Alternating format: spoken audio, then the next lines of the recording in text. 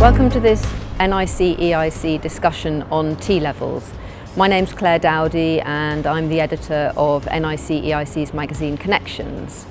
We're here at Rotherick House today in Tower Bridge. This is the home of ECA, and we've got three experts to talk us through what T-levels will mean for NIC-EIC certified businesses.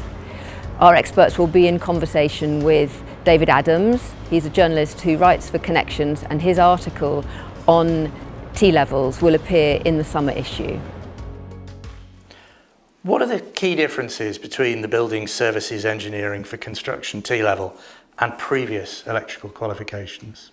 I feel that this is a much more rigorous course of study for 16 to 19-year-olds in England. These young students, they'll leave school, undertake a very rigorous technical qualification and also undertake a 45-day work placement, which wasn't part of the previous qualifications. They'll also achieve a graded pass merit distinction and grades A to E within the qualification as well. So it really demonstrates to the employer what they can do, and it really enables them to showcase their skills. Andrew, you can add to that? Yes, I mean, it is a new departure. In terms of the content of the qualification, there are some new things. I think it's fair to say that the work experience placement is the main differentiator, and that in itself does create some potential challenges, both for the providers and for employers, particularly in an industry like ours, which is dominated by small businesses. Yeah. I think what I can see from coming from this is actually somebody that's gone through the T-levels are coming out the other end of being more useful. You know, they've been to college, done the knowledge and the work there, they've been to site, so they understand what's involved in working on site. And then if they got potential employment opportunities, they'd be more useful when they come through the T-level program than somebody that's just left school. Okay. And it's just generally, does it feel like this is a qualification that's kind of closer to the industry because there's been so much industry input in designing it as well, and because of the stress on the work placement compared to those previous qualifications? I mean, from my perspective, yes, it is. Employers are very much at the heart of the T-level. The T-level is based on this apprenticeship standards. So therefore, you know, these students will be studying up-to-date technologies, materials and processes, the same as what the apprentices will do. And I think it's really cemented with that 45-day work placement, really gives them a taste of what the occupation and the industry is about. So this is an industry that's full of small businesses. Why might they be a little bit reluctant to take on T-level learners? Well, for a small business looking at T-levels for the first time, one of the things, of course, it's new. It's not something they know or understand necessarily. So immediately you've got a concern. What am I letting myself in for? Then from a small business perspective, is this going to cost me money? Am I going to have to spend a huge amount of time? Am I going to be taking on responsibility for a young person, which might get me into difficulties? Small businesses don't have the same support mechanisms, they don't have the same resources as larger businesses do. And so anything new, anything different, anything that's requiring you to do something you haven't done before, you're going to ask questions about it, aren't you? Cool. And I think from experience working with small businesses and in small businesses, you've got perception of bringing somebody into the business, a young person that might not have the right mindset for working as a trade. It can be challenging. Have I got the right person? If not, how do I work with them? What do I need to do? So there's some other people aspects that you've got to take into account that some of these small businesses haven't had to deal with before. So yeah, there are a few different challenges that you have to pick up. If you are going to be able to offer a work placement, what support will the college or provider be able to offer to you? The college will be able to help the certified business undertake or take on board that work placement. There's greater flexibility in how they can take on those young learners into the work placements, so they can even share the 45-day placement with another employer, so they don't even have to commit for the full 45 days. Colleges do have work-based learning departments, So therefore, they'll be fully equipped to enable and help those contractors and work with those contractors to make sure that the young person is dealt with safely and properly and managed as well within that work placement. So really, it's down to the college will totally take care of that work placement and all the mechanics around it for the contractor.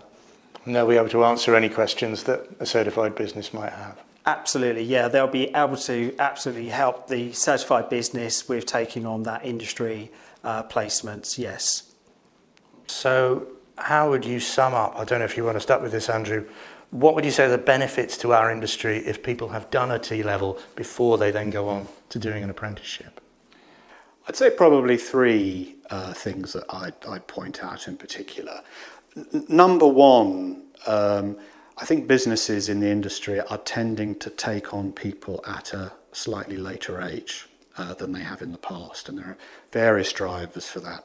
One of those is issues around getting people onto sites who are below a certain age. There is also the factor that in the main school curriculum pre-16, I think young people don't have the same exposure to more practical aspects of the curriculum than used to be the case. So in that, there is that exposure from 16 onwards in the T-level. That's a plus. Plus, of course, they come to you slightly older than if they're coming straight from school. The second element, one of the issues that we are facing at the moment is we're getting a fantastic increase in the number of people starting an apprenticeship. Those actually completing is not so great. And one of the factors there is it right for that young person? And so the T-level does provide an opportunity for that individual to see if this is what they're about, if they've got some aptitude for it. And if you are an employer and you get involved in work placements, there is an element of try before you buy. The third element is that, we're doing pretty well in terms of starts, but we need more people starting on the apprenticeship journey. And I think rather than that conventional 16-year-old leave school, go into an apprenticeship, if we can have sort of multiple entry points where, if you like, the T-level dovetails into the apprenticeship, then that should grow the numbers. And if you look at other parts of the world, they do have those multiple entry points and they have much larger numbers following through. So for those three reasons, I would say there is the potential for it to be a really good thing. Just picking up on a point you made there, Andrew, about starting T-levels, you start with a construction basis. It's not straight into a trade. You start with the wider building and construction industry, and then you can go down your specialisms into electrical, plumbing, heating, etc. So it gives people an opportunity to look at where they feel that they need to be in the future. So it's a great opportunity to start a career. And because of that breadth, although I think in practice a majority of people who do want to progress in the industry will look initially to progress into an electrical apprenticeship, there are other options. And people can go off in different directions to a degree. Or maybe some other specialism within the industry. The BSE T-level, the electrical part of the BSE T-level, could perfectly lead on to that, or into network infrastructure, or into panel building, switchgear. All sorts of different specialisms have a potential starting point in the T-level. So is it possible that this T-level would encourage more women into the industry? Yes, I think it definitely does help let young ladies get into the industry, those 16 to 19-year-olds. I think the T-level does widen participation generally. The reason for that, because it's simplified the choices. There's much more clear messaging. The T-level carries the same UCAS points as 3 A-levels. Therefore, that in itself is attractive to young people. So they can either transition to an apprenticeship or further or higher study. Also, there's greater role models out there within the industry, within STEM subjects, to encourage young women in STEM and construction generally. And IFATE as well have produced Equality, Diversion and Inclusion Toolkit to take positive action to widen participation within apprenticeships and technical education and T-levels? I think there's certainly potential for T-levels to widen participation and get more women into the industry. My reason for saying that is, as things stand, recruitment in an industry dominated by small businesses tends to be pretty informal, pretty based on who do you know, pretty subjective. By being able to start a course like this, to demonstrate interest, aptitude, persistence, you're giving people from all sorts of backgrounds the opportunity to, if you like, cut through that informal, unstructured, subjective process. And of course, with the work experience placement itself, you're giving women and other people from underrepresented groups the opportunity to demonstrate that to a real-life employer. So for me, by providing greater structure, greater formality, giving people time to demonstrate their merits, you maybe start to cut through some of those barriers that women and others have faced before. Okay, so that underlines the importance of the work placements here. And obviously that's going to depend on NIC, EIC certified businesses making those placements available. So why is it so important that they should do that, and how should those businesses go about doing that? What's holding some of them back at the moment, do we think? Getting involved in offering the placements is an essential part of T-levels. We talked about the 45 days. So to get that on-site experience, to get the real-world experience, NIC, EIC certified businesses need to step up and get involved. It's essential that happens. They can do that a number of ways. Contacting the local college to see if T-levels are being offered there, and run through there to see how they can support that. So it's an essential part of the whole package, the whole program, to get involved in this. The easiest way for businesses to start to get involved is, first of all, find out where in your area there's a provider that's delivering the building services engineering T-level. Now, fortunately, there's a government website which has a search function. So just tap into Google, find a T-level provider. That will lead you to that page. You bang in your town or your postcode, and then they'll list the nearest providers to your location. And what benefits will they get out of it themselves? What's in it for you as an NIC certified business? I think for a small business in particular, maybe a business that hasn't taken on apprentices before, hosting a T-level work placement is a good introduction to it. In the Connections article, I believe Lewins, NIC certified business and ECA member, have gone on that journey themselves. Yeah. And so as a way of not just testing the individuals that you're hosting as a work placement learner, but also testing your capacity as a business to support learners in the workplace, it's a good introduction to that.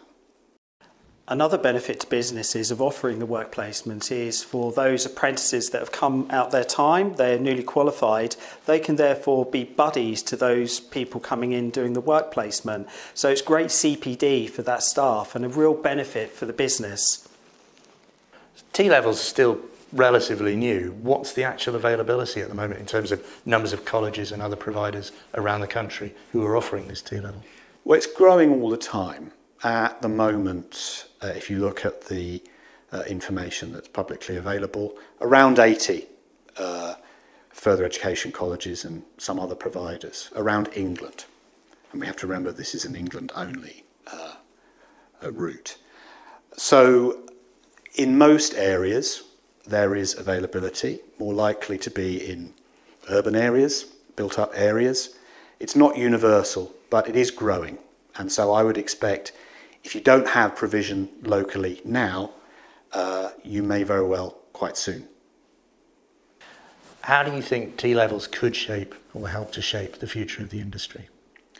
T-levels should benefit the industry as a whole by growing the overall numbers that are coming in, and I'd say also probably improving the calibre of the people coming in.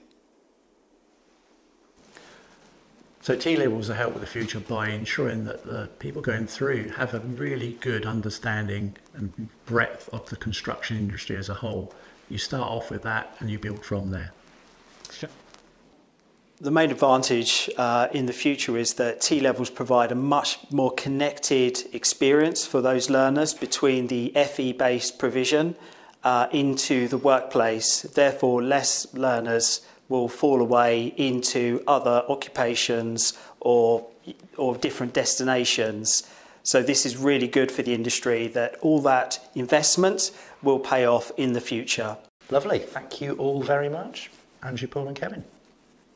Thank you for watching, and for more on T-levels, have a look at the article in Connections summer issue.